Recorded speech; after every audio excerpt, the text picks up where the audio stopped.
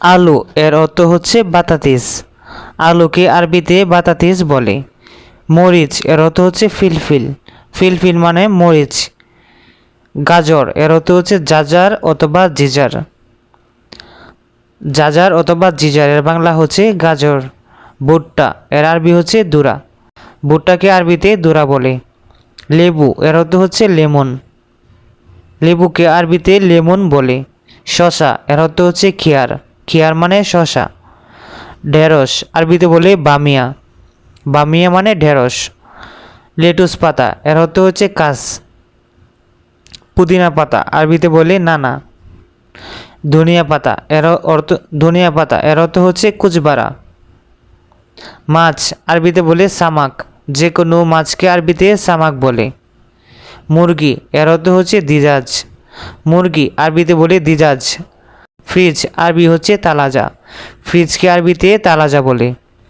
চা আরবিতে বলে শাই, চা মানে শাই। তেল অর্থ হচ্ছে জেত, যে কোনো তেলকে আরবিতে জেত বলে। ডিম আরবিতে বলে বাইদা অথবা বেদ। পানি আরবি হচ্ছে ময়া, ময়া মানে পানি। লবণ এর আরবি হচ্ছে মিলাহ, মিলাহ মানে লবণ। চিনি আরবি হচ্ছে সুক্কার, সুক্কার মানে চিনি। কিশমিশ আরবিতে বলে জাবিব। জেলি আরবি শব্দ হচ্ছে মোরব্বা, মোরব্বা মানে জেলি। রান্নাঘর আরবিতে বলে মাতবাক। চাকু এর অর্থ হচ্ছে সিক্কিন।